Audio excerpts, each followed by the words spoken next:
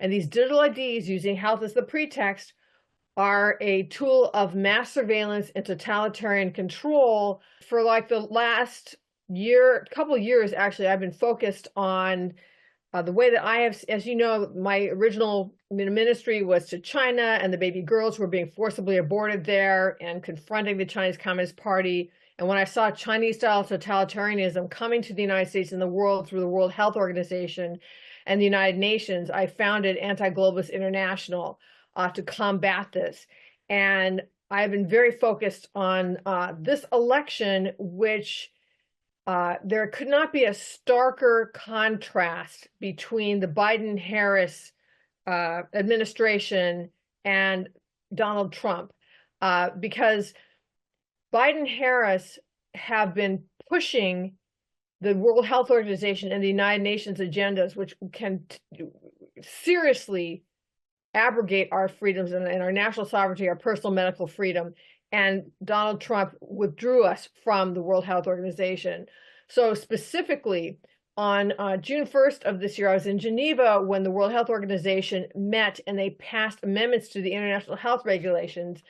And in those amendments, the world agreed, including the United States, including Biden-Harris, that they would surveil their citizens, surveil us, in order to address, is the word that they used, misinformation and disinformation.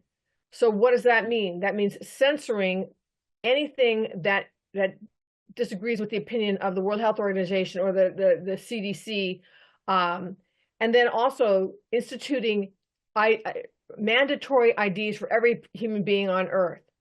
Okay, they use health as the pretext, and these IDs, in the case of the United States and in the case of the developed world, will be digital. And these digital IDs, using health as the pretext, are a tool of mass surveillance and totalitarian control that will institute basically the China social credit system worldwide. And I can talk to you in a lot more detail about that if you'd like me to. So this, yeah, if you can give us, so I think a lot of people might be not all that familiar with the China social credit system. Give us that in a nutshell. okay.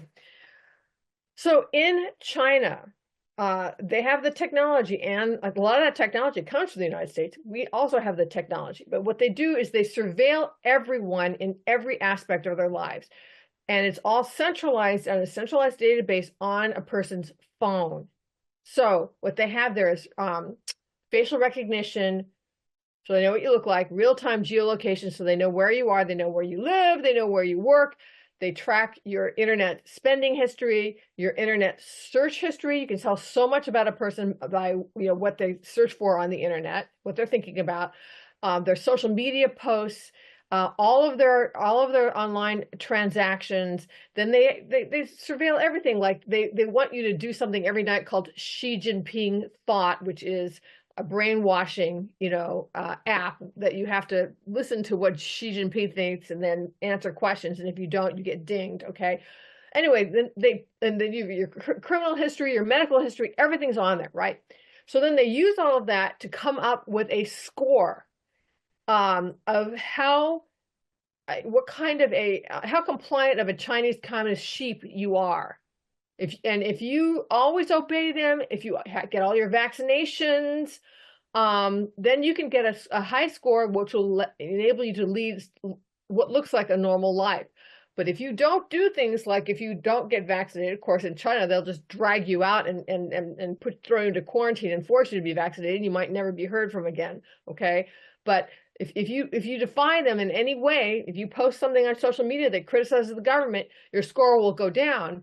And so then they do things like they will reduce your they will make it so you can't borrow money, you can't start a business, you can't buy a home, your kid won't be able to go to a good school. You keep it up, they'll sever you from your credit cards and your bank account. And in China, if you're truly a dissident, they'll just simply disappear you. All right.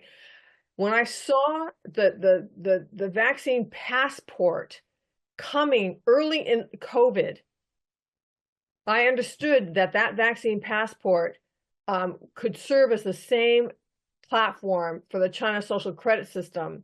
And that's when I turned my attention to calling the attention of the world to this to stop it.